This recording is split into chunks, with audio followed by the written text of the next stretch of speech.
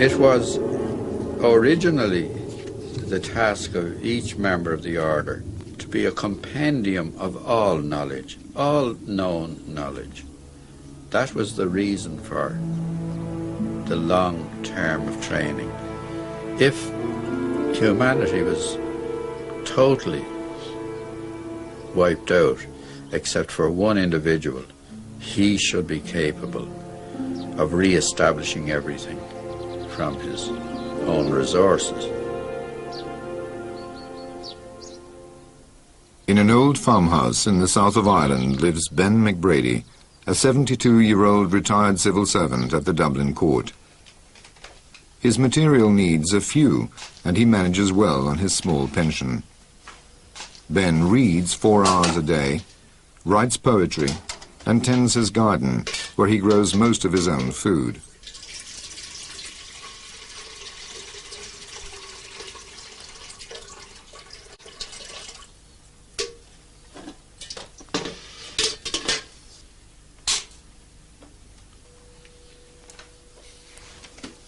His friends call him the Druid. Many of his ancestors were Druids, but at the same time belonged to a secret order, of which Ben may be the last member.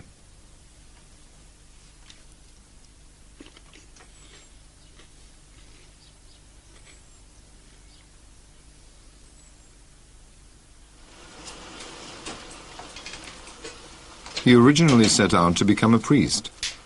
Then his uncle, who was a disciple of this mysterious order, changed Ben's destiny by selecting him to become a member. The training started at his 12th birthday and took 18 years to complete.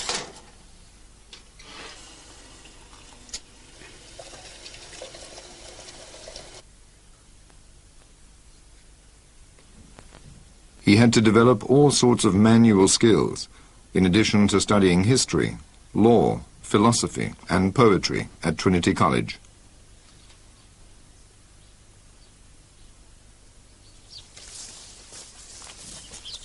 At 30, his training was completed, and Ben became part of an isolated triad within the order. Unfortunately, the 2 other members of his triad, Milo and Casimir, died unexpectedly. So now, Ben is alone.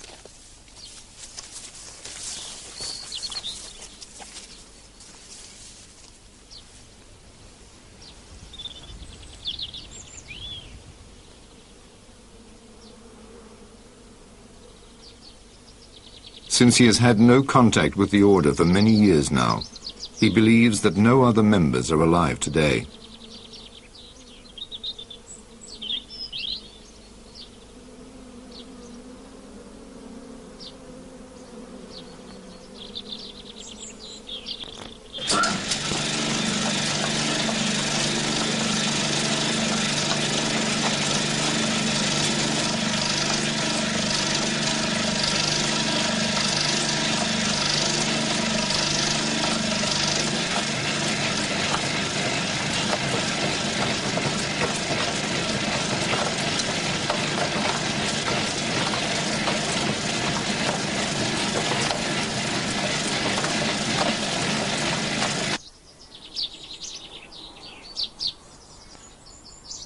Ben's story could be the final chapter in a long and fascinating history.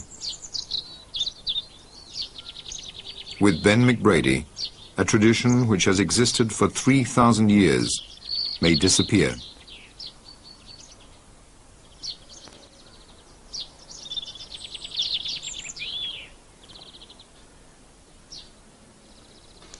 The order of which I may be the last member, by tradition, came into existence after the last great cataclysm or catastrophe which affected the world. Now, with these great and terrible impacts on the earth by great electrical storms, being caught up in the tails of meteors or showers of meteorites, civilization as we know it was totally destroyed.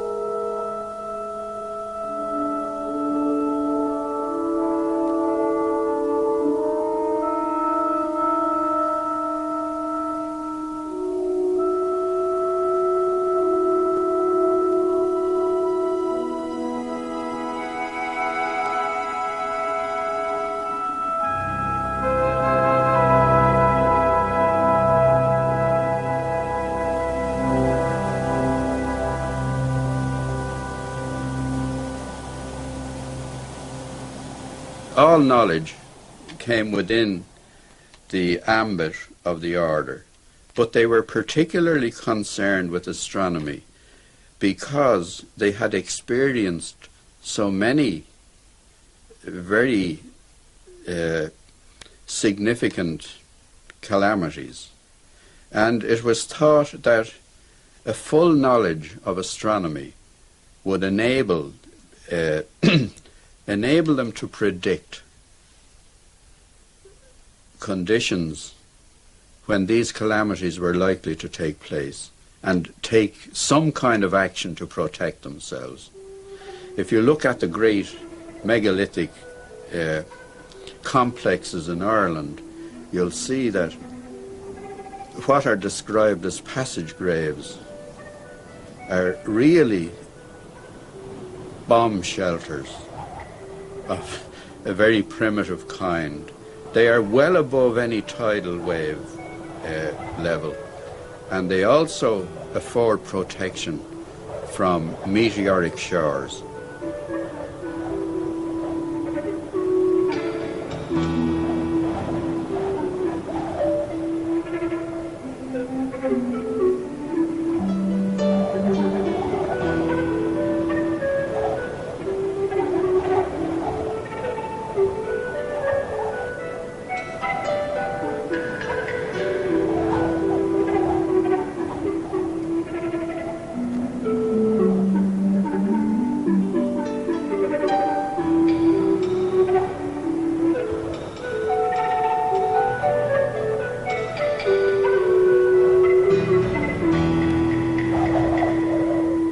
These shelters from aerial bombardment are very common, and they're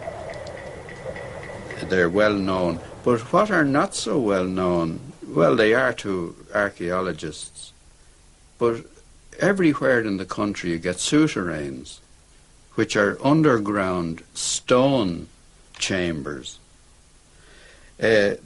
The archaeologists say, without any evidence, that they were stores for grain, mainly.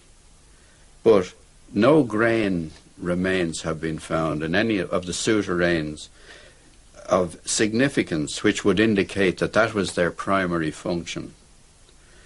They also served as shelters.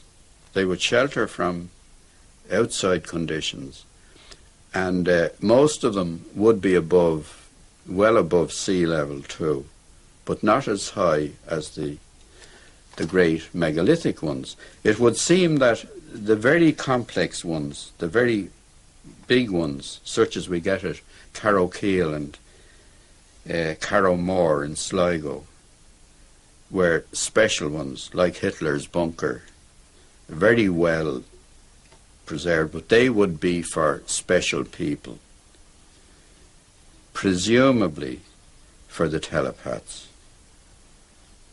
Every great civilization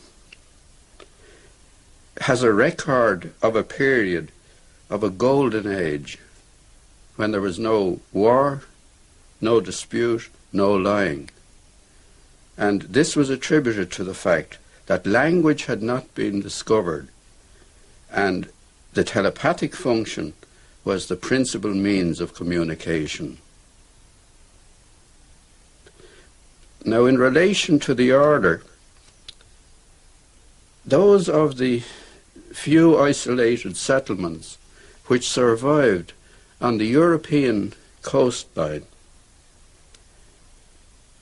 discovered that some retained the telepathic power, But most of them, because of the terrible traumas and trials they had undergone, had lost it. These isolated groups then began to migrate east, and in so doing they had to, in their isolation, develop languages as a means of communication. It does explain why disparate groups scattered all over the earth today have languages with no connection, languages which arose spontaneously. But over and above this, psychics in every community retained a telepathic capacity.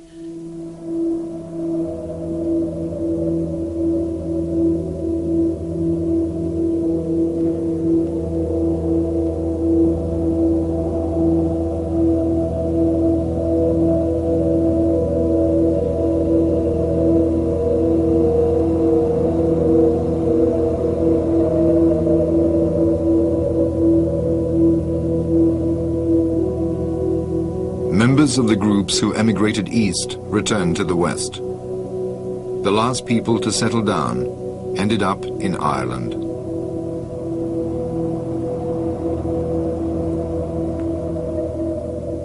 By then, the remaining telepaths had formed a secret order.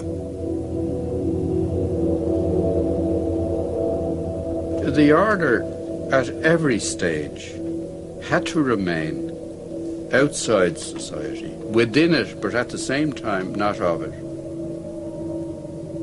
A secret order.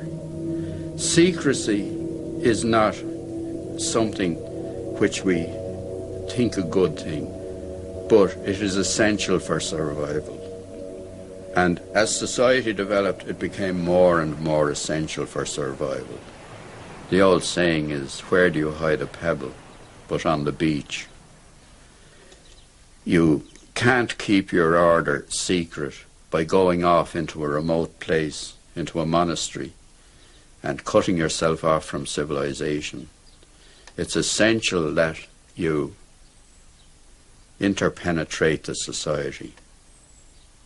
Not for any purpose of power, which is the usual aim of most secret societies, but for your own protection. And a secondary function, as far as I can see, from my knowledge of the history of the order, they tried at every stage of history to influence for the good the way history was developing. And their peculiar faculties gave them the capacity to do so. So they may have saved a few bad calamities in that fashion, that social calamities. The dangers were very great. The telepathic capacity is the great danger. It's the great source of danger. Kings, princes, made prisoners of telepaths to use them to interpret the thinking of those around them, to know who are their enemies, where the threats came from.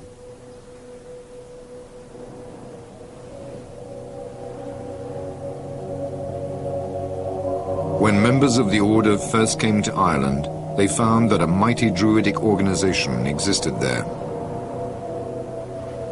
Members of the order were Druids. They infiltrated the Druidic organization, which was a highly complex one, and slightly, well, not slightly, but considerably different in Ireland from the continental Druids who are described by Caesar in his De Bello Gallicus, the Gallic Wars.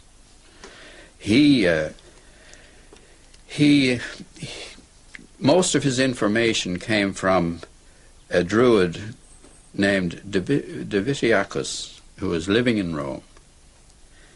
And according to Divitiacus, The Druids were the priests and philosophers and astronomers of the Celtic tribes. They were also magicians and lawgivers, possibly priest kings, but he doesn't make that clear.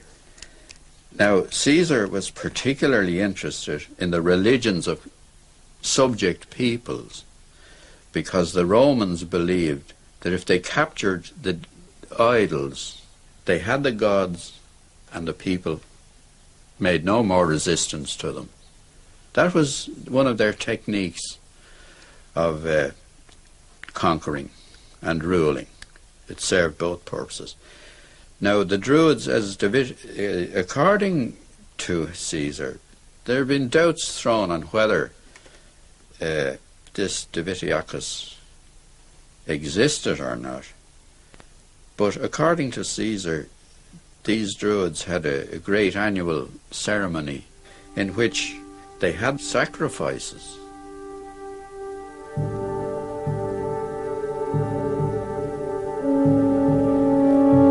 Historians nowadays agree with Ben that no human sacrifices took place in Ireland. However, the Irish Druids did have their ceremonies, among which were the celebrating of Beltane at the beginning of May and Samhain in November.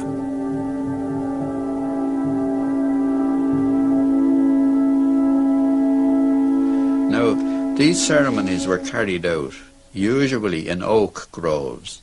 The oak was a sacred tree to the Celts and to a lot of Aboriginal people, or primitive peoples, who saw spirits in rocks and stones and rivers and growing things of all kinds.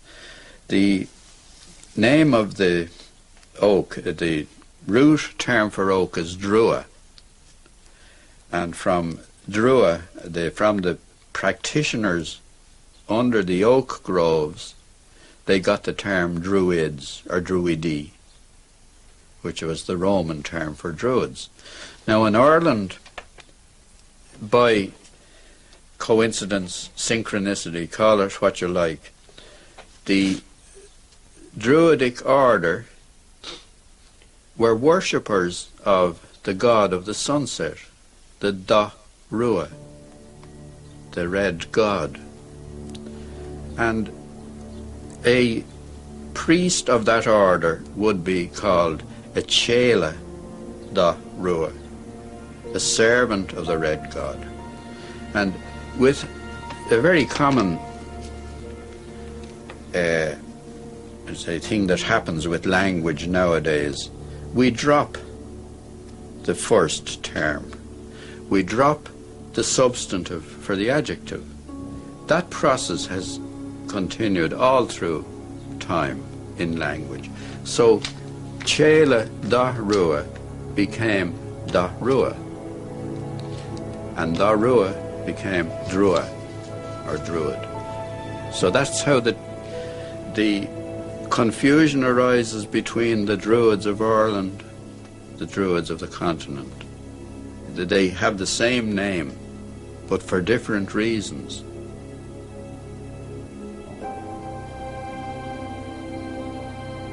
Possibly a lot of the fame and esteem that the Druids earned for their knowledge and wisdom derived from the fact that members of the order were among them. And we have that, I think, manifested best in the case of Lugar MacLugair, whose burial place we'll go to visit. MacLugair was the most important Druid of his time, also a member of the order, and appears to have been an ancestor of mine. For many centuries, priest-kings ruled the kingdoms of Ireland. In the 12th century, the leadership function was split in two. The Herenach took care of the worldly matters, while the bishop was responsible for spiritual affairs. Both were hereditary functions until 1699. The genealogies have been manipulated by early Christian historians to suit their own ends. But I am connected with the diocese of the two Kilmores. A Herenach of the two Kilmores could only come from the one bloodline, which is mine. And MacLugair is the ancestor of the earliest recorded Herenach of the two Kilmores. He is the one who is named as the ancestor of nearly the whole pantheon of early Irish saints. According to official history, the Archdruid Lugar MacLugair was baptized by St. Patrick in the 5th century. Duftar was the son of Lugar MacLugair. The same Lugar MacLugair was the father of St. Bridget. If we go to the early history of Christianity in this country, the traditional view is that St. Patrick came here as a captive in the 5th century. But by our tradition is that if ever he existed, he came here in the 2nd century. Thomas Carlyle, the great English writer, historian, he was told once that there were 30,000 words written to prove that St. Patrick came to Ireland. And he said that there are just as many lies.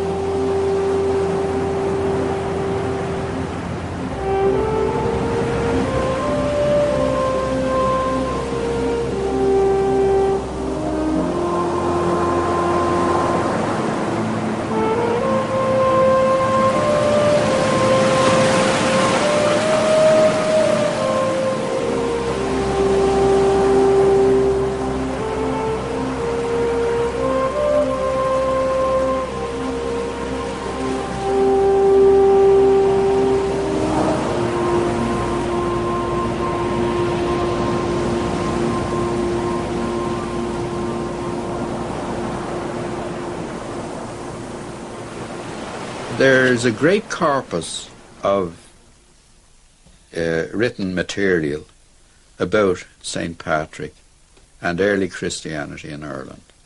Maybe not so well known, but it's loaded with anecdotes and tales about the interaction of the Druids with St. Patrick and his followers and the conflicts between them, and how, above all, the only one who was able to smooth over the problems was MacLugair and his descendants. And MacLugair is in the annals, which are definitive, but were altered to suit. MacLugair, with a number of other fila and scribes, was given the job by St. Patrick of transcribing, putting into writing for the first time, the traditions of the Shenkis Mór. The Shenkis Mór was the great corpus of knowledge. It's well known to modern scholars that the genealogies were meddled with. The lists of the kings were meddled with to fit in with a time scale that was wrong, and to phase out the pagan influence, which was still there, to endeavour to phase it out. So our annals start with the year 432, our written annals, which is the year in which St. Patrick is claimed to have arrived. And to me, I can see MacLugair as one of these great characters who emerge in a few generations and totally transform the character of a society. It has happened. But because of the conflicts between paganism, Christianity, he is written out of history, ultimately. I look on him as the inventor of Christianity after St. Paul. St. Paul invented the Roman Christianity. MacLugair and his group were the philosophers who laid out the main tenets of pure Christianity.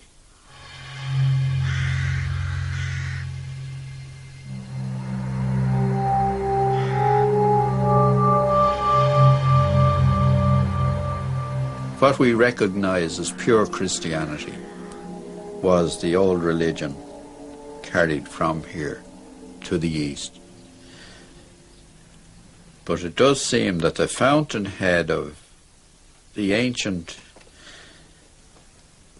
Christian ethic was here in Killeen Cormac. It's a big claim, but over the centuries we have had the phenomenon of thousands upon thousands of Irish missionaries going all over the world, more than any other country, spreading Christianity.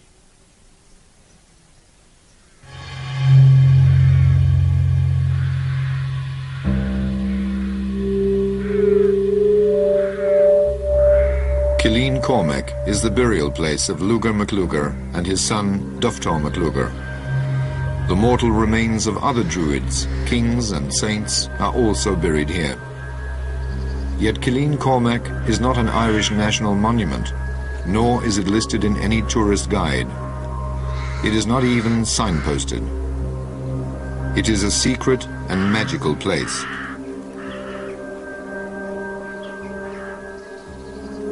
MacLugair and his antecedents and his successors lived in an area called Canal Lugar in County Kildare, which in ancient times was a great marsh. There were two islands in the marsh. One was the settlement of the group, and the other was the temple and the burial place.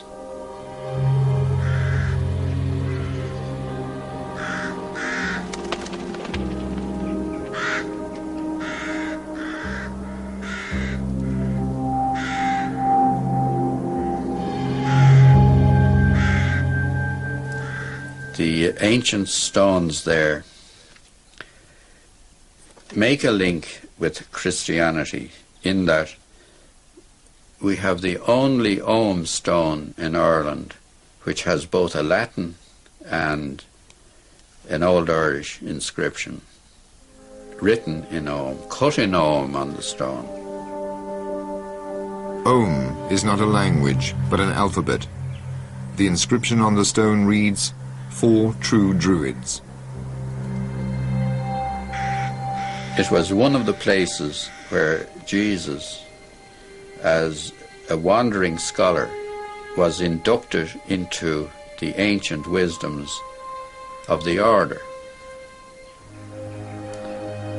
and then returned to Palestine to begin his mission over there.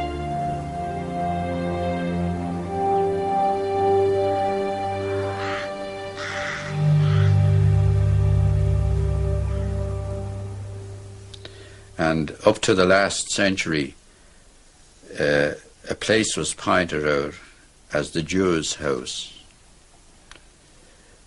It didn't mean that that was simply where Jesus stayed, but that was where Jewish scholars were located.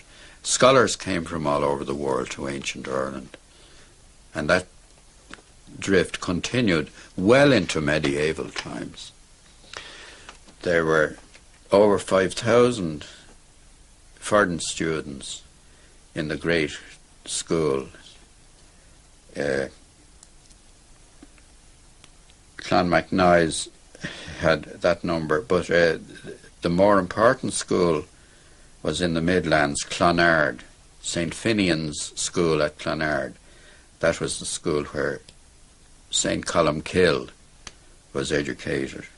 But you must remember that well up into medieval times, those schools, though purporting, and monastic schools and settlements, though purporting to be Christian, were carrying on a pre-Christian philosophy, religion, observance, and were always in conflict with the Roman version of Christianity. These fundamental differences led in 1155 to Henry II getting the papal consent to invade Ireland in order to restore and safeguard proper Roman Christianity. Together with economic reasons, this resulted in nearly 800 years of British rule in Ireland.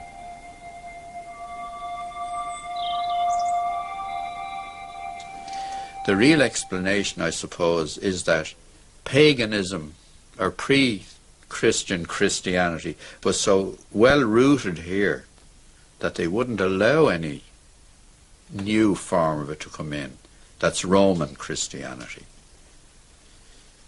That we still carried on the ancient philosophies and beliefs, and some of the solar worship which was absorbed into Christianity. If we can't see the very early churches, but the earliest we have clearly are just small temples for solar worship. And you see it in Glendalough too, the earliest churches. They simply allow a ray of light to come in to illuminate the altar and the sacred vessels and transform. That's the transubstantiation, the changing of the energy of light into the liquid which goes into your body. That seems to be central to all religious practices. It's the core of religious belief. The monstrance, in fact, is a vestigial relic of sun worship used in Christian churches. It is a manifest sun. It has a central part, the rays radiating from it, and they put the sacred wafer in the middle after consecration.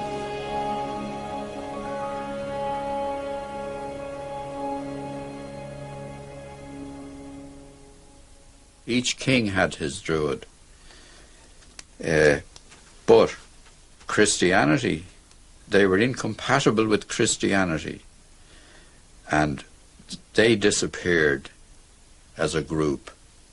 The order, however, continued to survive by adapting itself to Christianity and becoming part of the Christian organization, but keeping its traditions, keeping its beliefs, and acting inside Christianity, the Christian matrix. And that wasn't simply in Ireland, but all over Europe. And we find then MacLugair not only adopting Christianity, but becoming the ancestor, as the genealogy shows, the ancestor of most of the early Christian saints in Ireland, and the ancestor of the royal houses, including my own, the bishops of the two Kilmores. Consequently, a good proportion of the order existed within monastic communities, religions of all kinds. In this country, it may have narrowed down the number in that, so far as I'm aware, the surviving members of the order had to have several primary requirements for admission. A, they had to have telepathic power. B, they had to be poets. C, they had to be of the priestly bloodline. And in ancient Ireland, the priestly bloodline was the ruling line, because it was priest kings who ruled. It's very likely that some of the very prominent and very strange religious characters in medieval times were members of the order. They did manifest the qualities of those of the order. From my study of history, that appears to me to be the case. From the 6th and up into the 9th century,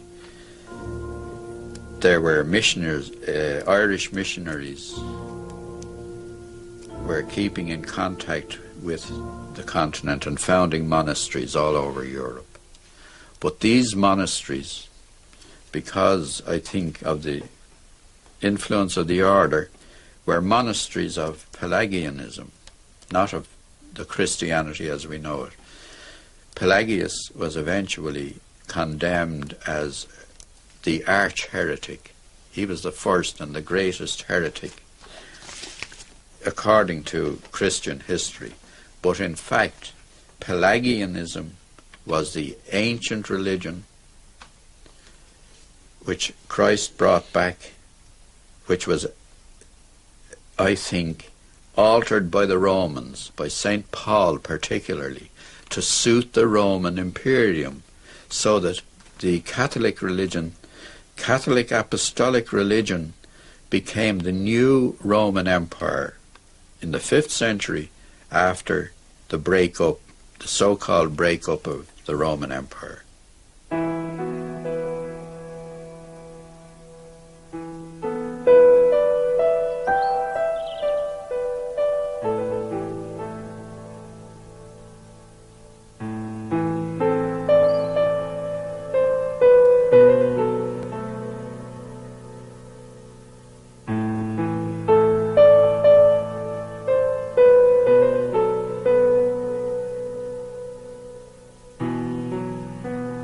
It was originally the task of each member of the order to be a compendium of all knowledge, all known knowledge.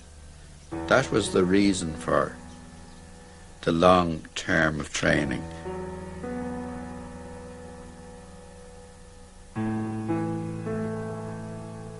If humanity was totally wiped out, except for one individual, he should be capable of re-establishing everything from his own resources.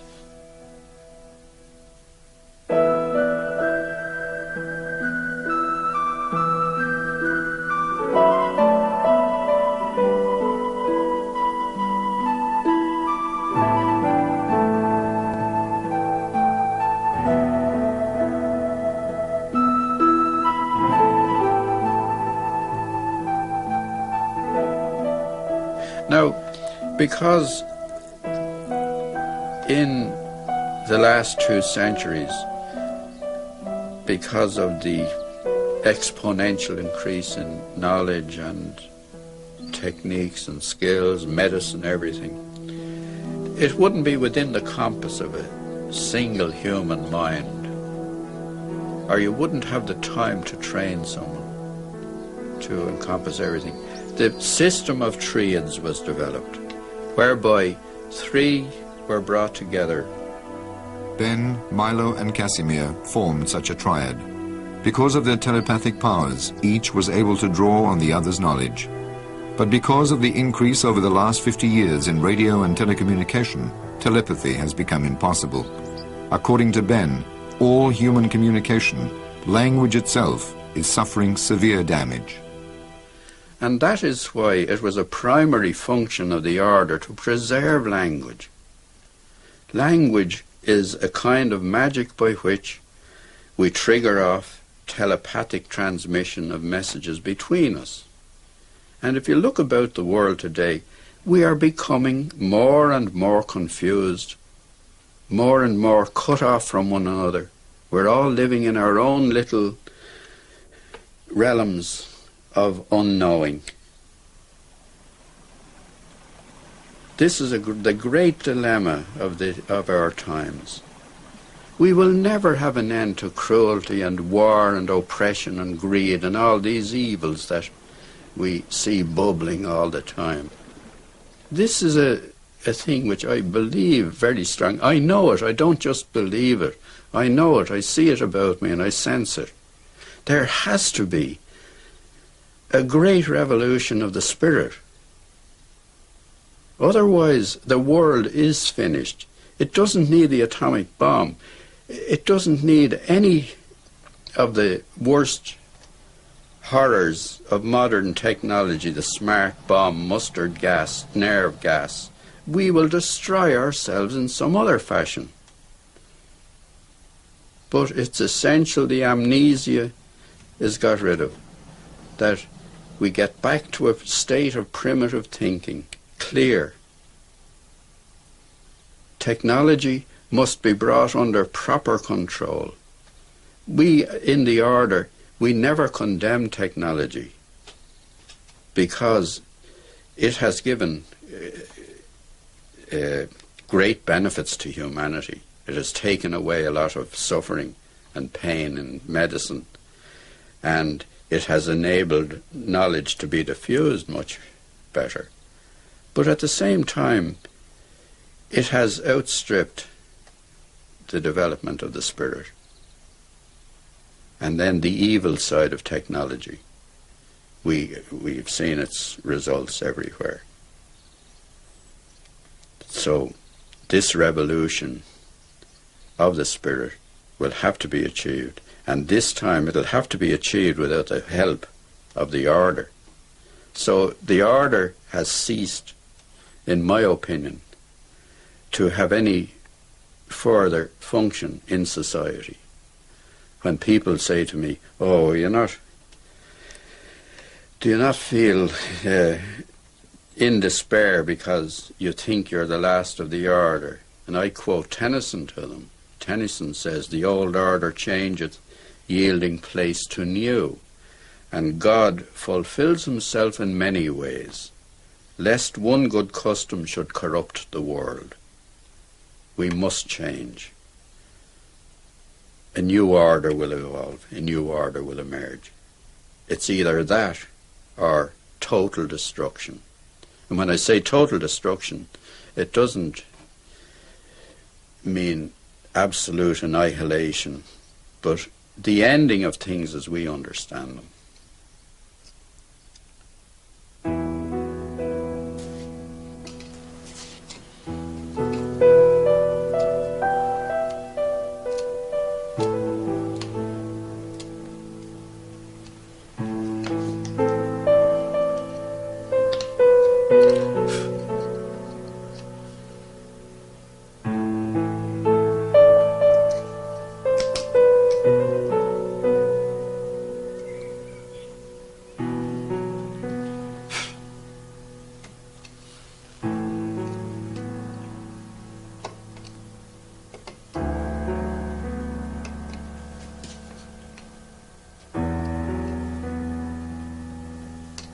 The fundamental training of the Order was to achieve balance, not to discard new knowledge, not to discard old knowledge. Keep a balance between them. Keep a proper balance in everything. That faculty has been disturbed. Order depends on a balance of forces. You can't have a cosmos, as Einstein says, designed by an idiot. There has to be order. In fact, the meaning of cosmos is order, as against chaos, which is disorder. The balance between these two forces must be achieved. As a natural law, as a fundamental law that we know inherently, we know intuitively that that is so. I've been told this very often, and I said it myself, that if you had scoured the world for the most unsuitable candidate to be a member of the order, I was that person. So far as my mental attitudes and general disposition are concerned, that I always had within me an inborn skepticism, and B, a sense of the ludicrous, which made me look on all rituals and practices as being games playing, and a carryover of other childish attitudes into adult life. I enjoyed it and still do.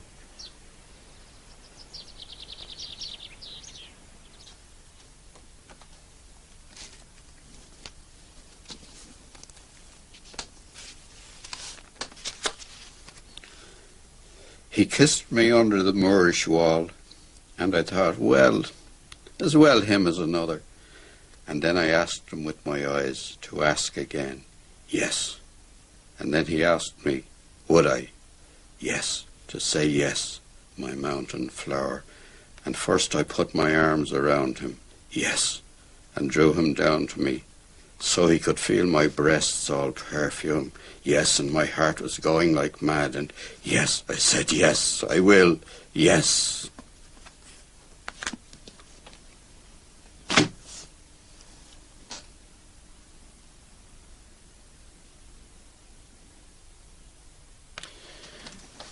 The way I look at life is what distinguishes, say, great writers like Joyce from others is that they are yea-sayers to life. The last sentence in Ulysses is yes, yes, yes.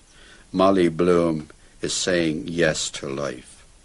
So I was taught that lesson, that we must say yes to life. We must take the positive. The other side lies death and destruction, which is created by us. We can create death. We can't create life. And man is engaged to the limit of his faculties and abilities in creating death. That's why great transformation has to come. Otherwise, everything goes. That's the moral I derived from that whole issue. So now I continue travelling hopefully, which is better than to arrive.